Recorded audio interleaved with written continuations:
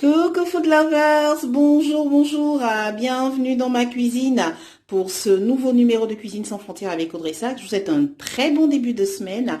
J'espère que vous allez bien. Je vous fais de gros bisous. Aujourd'hui, on réalise ensemble un poulet fermier.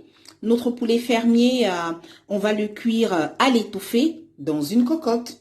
Donc, je vous présente les ingrédients du jour. Nous avons un poulet fermier. Alors, notre poulet fermier, je l'ai déjà découpé. Donc là, il est tout beau, il est tout propre, hein.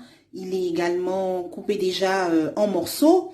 À côté, vous avez cette belle part de persil frisé. Vous avez deux tomates, deux belles petites tomates. Vous avez un oignon haché grossièrement. On a 4 pièces de bouquet garni, un tiers de poireau, vous avez une poignée de messep, vous avez également du poivre de pinja que l'on concassera tout à l'heure. À côté, vous avez 7 pièces de l'ail et vous avez cette poignée de sel. Donc, voilà les ingrédients du jour pour réaliser notre poulet fermier à l'étouffée, cuit en cocotte. C'est une recette facile à réaliser, qui est super délicieuse, vous aurez tout à l'heure. Et en l'occurrence, lorsque vous la reproduirez, ça se passe très vite. Alors que le poulet est déjà ainsi coupé en morceaux, il n'y a plus qu'à hacher les différents ingrédients. On va mettre le tout dans une marmite, dans notre cocotte. On rajoutera une larme d'huile. Il n'y aura plus qu'à recouvrir et ce sera parti pour 50 minutes de cuisson. Donc, super rapide. Allez, c'est parti, food lovers! Coucou food lovers, voilà. Alors, notre poulet fermier est déjà en cocotte, hein. Les morceaux que je tentais tout à l'heure, que j'ai précédemment lavé et découpé, voilà, vous les retrouvez dans la marmite.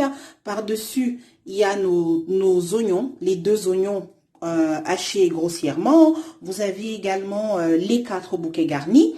À côté, vous retrouvez notre poireau haché. Vous avez également notre persil frisé que j'ai haché. Pareil pour l'ail. Notre tomate, les 2 tomates hachées, elles sont là. Là, vous retrouvez notre poignée de messap. J'ai concassé notre poivre et puis notre poignée de sel. Donc, tout y est. La prochaine étape pour moi consiste à pouvoir verser l'ensemble de ces ingrédients donc, dans notre marmite. Voilà. Voilà, food lovers, tout y est. Par-dessus, on va rajouter, voilà, une larme d'huile. Très bien. La flamme est au mat. C'est parti pour la cuisson. Voilà, food lovers. Alors, c'est parti pour 50 minutes de cuisson avec une flamme au max. Je vais recouvrir notre marmite. Je vous dis à tout à l'heure, food lovers. Gros bisous. Que food lovers, voilà. Alors ici, tout se passe super bien. Notre poulet fermier à l'étouffée est en train de cuire magnifiquement bien. Admirez les magnifiques couleurs. Coucou food lovers, voilà. Alors, on en est déjà à 40 minutes de cuisson. Tout se passe super bien. Encore 10 petites minutes et le tour sera joué. Ce sera prêt, c'est beau, c'est bon. Notre poulet fermier à l'étouffée est en train de cuire magnifiquement bien. Alors en parallèle, vous avez ici des pommes de terre que je suis en train de cuire à l'eau, à la pomme de terre vapeur légèrement salée.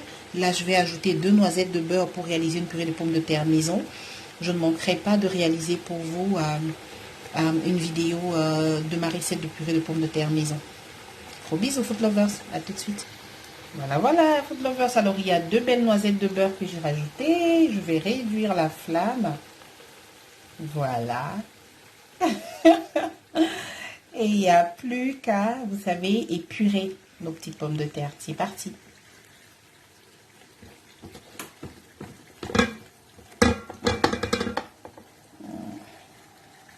Voilà, food lovers, alors notre purée de pommes de terre maison. Qui prend magnifiquement bien forme. Voilà. Parfait. Voilà, food lovers. Alors, après 50 minutes d'une cuisson à l'étouffée, notre poulet fermier est prêt. On va pouvoir passer au dressage. À tout de suite, food lovers. Miam, miam. Coucou food lovers, voilà, on y est. Je vous présente ici une belle part de notre poulet fermier cuit à l'étouffée en cocotte. On y est, c'est super délicieux. Je le présente ici avec sa purée de pommes de terre maison. Il est temps de se régaler. J'étais food lover comme toujours, ravie de partager ce moment avec vous. J'espère que vous également. N'oubliez pas, si vous n'êtes pas encore abonné à ma chaîne YouTube, faites-le. Vous y trouverez tout plein de recettes, tout aussi délicieuses. C'est Cuisine sans frontières avec Audrey Sachs. Gros bisous, food lovers.